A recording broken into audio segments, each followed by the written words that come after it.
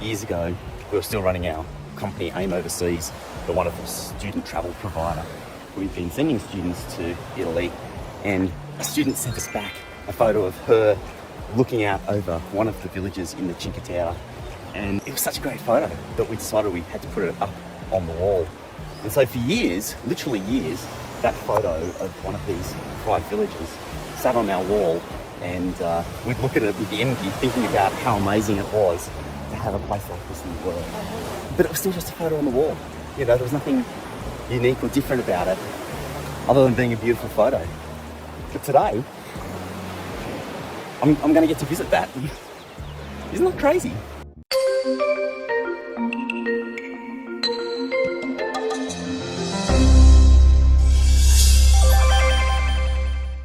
G'day and welcome to Monterosso al Mar. It literally translates into Mountain of the Redheads. It's pretty cool. This is part of the Cinque Terre, 5 lands, a beautiful bit of coastline that we've all heard so much about on the coast of Italy, the Mediterranean coast. As you can see, man, it's a pretty beautiful day, isn't it? But when I got here yesterday afternoon, I was feeling super melancholic. You know, for the last week, I've been hanging out with family over in Cassis in the south of France, also on the Mediterranean. Such a beautiful part of the world. And it was one of those magnificent, intense weeks that you sometimes have in your life where things are just really easy and go well. We were staying in a beautiful house with 14 different rooms, an enormous swimming pool, a beautiful view over the Cassis Mediterranean Bay. And each day we would walk down into town, or I'd go trail running up on the Chemin de Crête. It's like the cliff top walk that looks out over the Mediterranean Sea, just like this. And we were super lucky because my brother-in-law, who's really generous and has been very successful, was paying for it all. He'd even hired a caterer so that none of us had to cook. It was just such an extraordinary experience. And yesterday, when we got to the end of that and we were leaving to come here, I was almost inconsolably sad. Inconsolably sad. But how can you be inconsolably sad when you've just had such an amazing experience?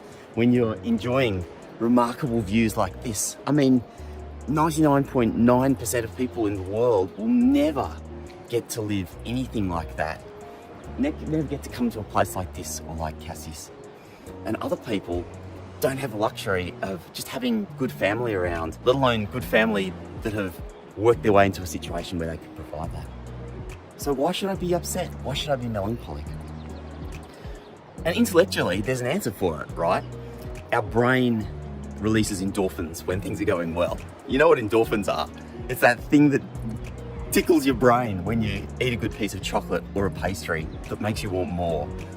It's that feeling you get after you've had an awesome exercise session, which makes you want to do more, which makes you feel like you've got this natural high. It's, you name it, when you go traveling and have had an amazing experience and you want more.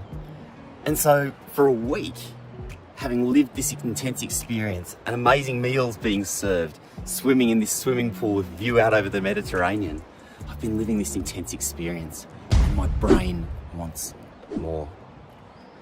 And at the same time, as humans, in our psychology, we have this inbuilt fear of loss. It's extremely powerful. Basically, once we own something, once we have something, we don't want to give it up. And so my brain is generating all of these endorphins for a whole week. And then we get to the end and my brain doesn't want to give it up. And so suddenly I'm having this major depressive episode. I shouldn't exaggerate too much, but I'm feeling sad and melancholic. This amazing experience is over. And I reflected back on the week that we'd had, thinking about the great memories. And suddenly it struck me that not everything during the week had gone perfectly. One of my kids had ended up getting sick with a little bit of gastro. And for those parents of you know, gastro in the middle of the night with little kids is not a lot of fun.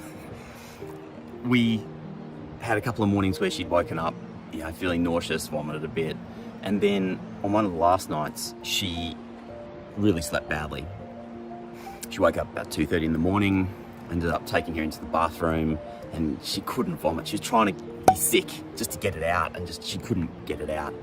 And so I ended up setting her up, lying her down in like a pile of towels with a bowl next to her, so that she was able to, be sick if she needed to. And I sat with her for an hour in the bathroom, starting at 2:30 in the morning, super tired. And I'm leaning up against the wall and I'm holding my kid's hand. At some point, I'm just there, not very with it. And I hear her say, "Dad, don't forget to smile. I love it when you smile." And I look down, and my daughter is looking up at me, and she's got a big smile on.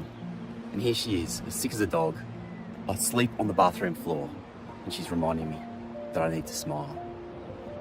And it occurred to me in that instant that out of all the amazing memories that I'd formed during that week in Cassis, out of all of the beautiful experiences of being catered, of swimming in a luxury swimming pool looking out over the view, of walking down into a gorgeous town, all of those things, the one thing that would really stick with me for the rest of my life was this moment with my child, sick on the floor in the bathroom, holding my hand and reminding me that I needed to smile.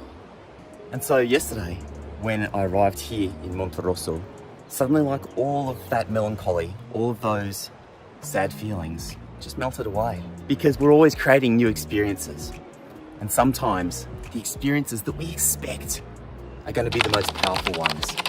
That we expect are going to be the ones that we remember for the rest of our lives. Don't turn out to be. Because sometimes it's those little things that really, really make a difference to us. Whatever you're getting up to today, I hope it's a good one. And I'll see you next time.